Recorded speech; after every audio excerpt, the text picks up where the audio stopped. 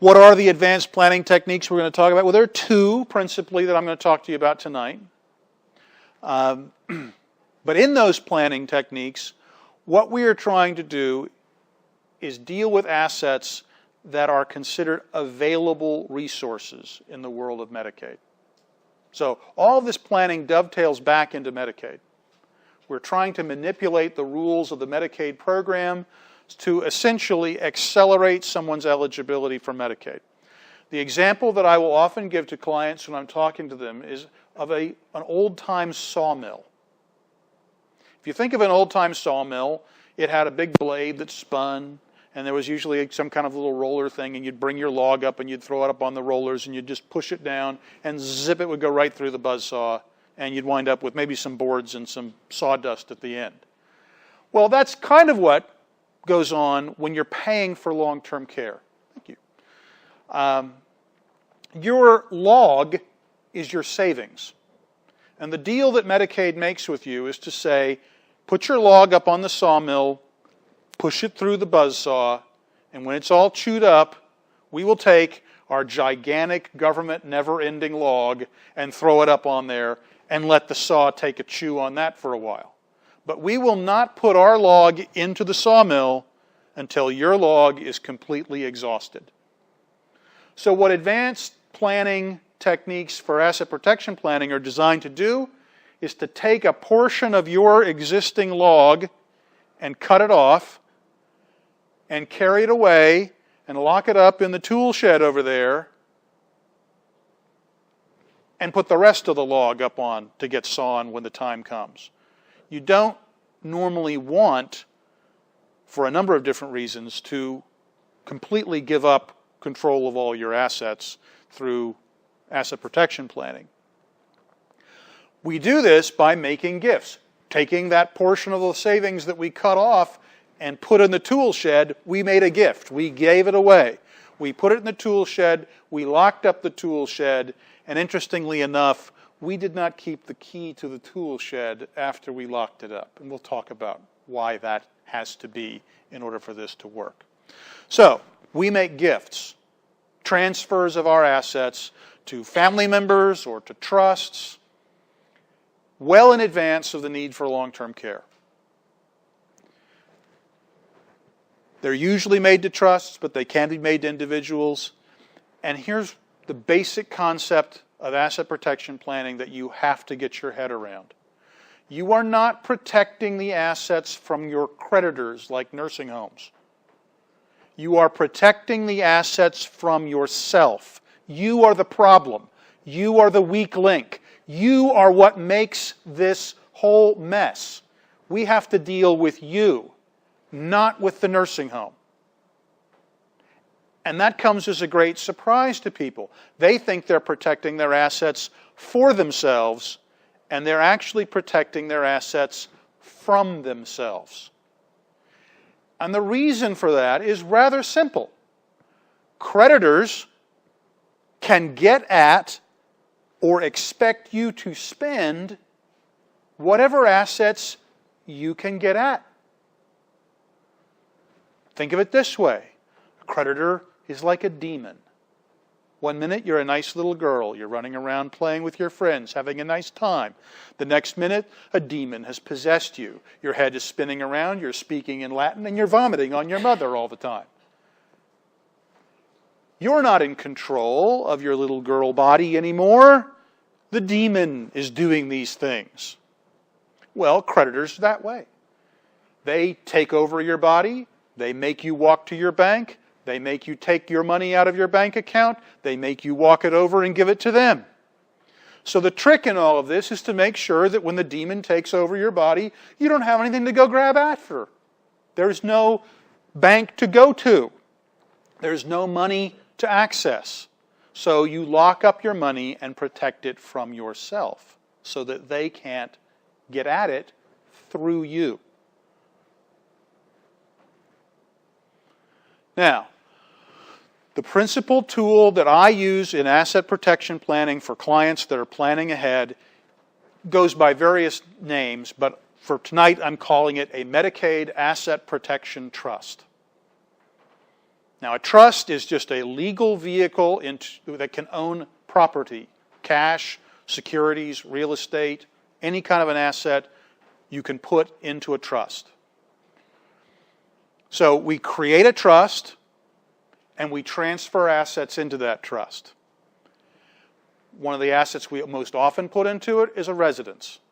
And I'll explain to you why the residence tends to be a favorite asset among clients to put in there. But it can technically hold anything, stocks and bonds and anything like that. The way we write this trust, and a trust is really just a set of instructions. I, as the creator of the trust, tell the trustee who runs the trust, think of it like the president of a company, here's what I want you to do. Here are your instructions. And in those instructions, I might say, hold these assets while I live. So as long as I'm alive, you just hold on to this stuff, whatever it is I'm giving you. Now, if you happen to make some income off of that, dividends or interest or something like that, I'd like you to give me that. And with an asset protection trust, you can do that. What you cannot say, and what the trust will not say, is to the trustee, if I ever come back and ask you for the money back that I gave you, you can give it to me. That's not part of the instructions. The trust says exactly the opposite. Once you give the money to the trustee, he can never give it back to you. He can give you the income that it earns, but he cannot give you the actual asset that you've put into the trust. That's the protection part of the trust. We're protecting it from you.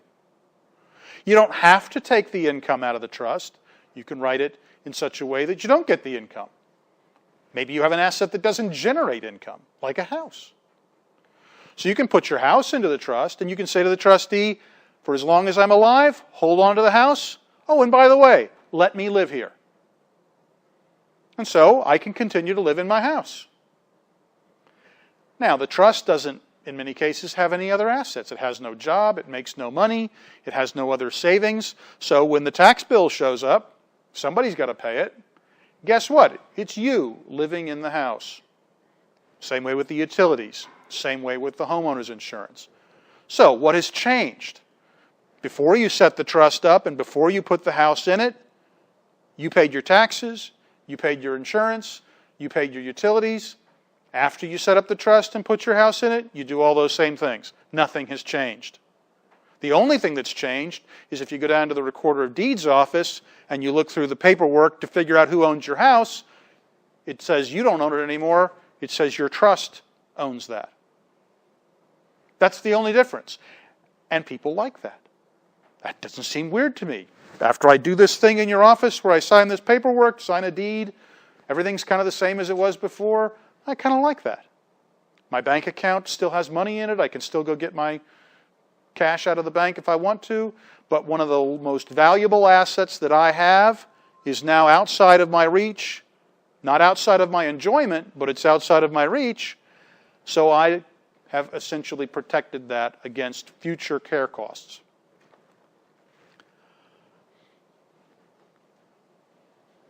What are the advantages of doing this? Well, those assets that are in the trust are not countable resources. So when you go to apply for Medicaid and they say to you, all right, we only have 3 questions for you. Are you sick enough to need Medicaid? If you need long-term care, particularly nursing home care, the answer is yes, you're sick enough. Okay, they say, that's good. We only take care of sick people here at Medicaid. We only take care of poor people. So are you poor? Do you have a whole bunch of money? Because if you do, we're not going to help you. You can help yourself.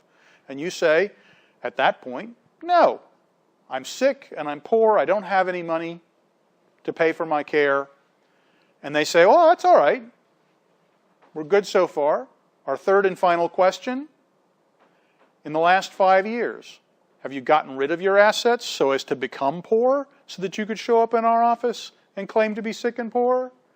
Because if yesterday you looked like Warren Buffett and today you look like some hobo, we have a problem with that. We don't really want to take care of Warren Buffett because Warren decided yesterday to give away his $45 billion in assets and turn around with his little tin cup and come into the welfare office and ask for a free wheel of government cheese and all the nursing home care that the government could provide him. Well, guess what? As a taxpayer of this fine nation, I think that's a pretty good idea. I really don't want to take care of Warren Buffett either, because all the money that's being shelled out through Medicaid benefits is coming from all of us. We're all pumping in through our state and federal taxes to pay for that program. So I kind of don't want Warren getting that program. I want it to go to people who, essentially through no fault of their own, have not been able to cover the cost of their care. But I would kind of like to reverse the idea that they have to burn through all of their savings to get it. Because as it turns out, life on Medicaid is not exactly great. I imagine that most of you, if you're still working, have chosen to go to work because you've decided it's better to make a little more money working than it is to stay at home collecting welfare and getting much less. We live in a world where people with money get more and better choices than people who don't have money. Medicaid is welfare in the form of medical care.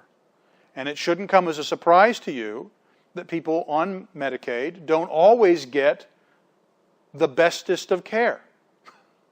Sometimes they just get what the government feels like doling out to them that day. So, those with money, better options. Those without money, not so good options. If you've had to spend all of your money to get on Medicaid, we've pretty well put you in the position you're going to have to take what you get. Asset protection planning is about saying, I'll spend a chunk of what I have for my own care, but I want to hold some of it back and use it to supplement what Medicaid might not make available to me.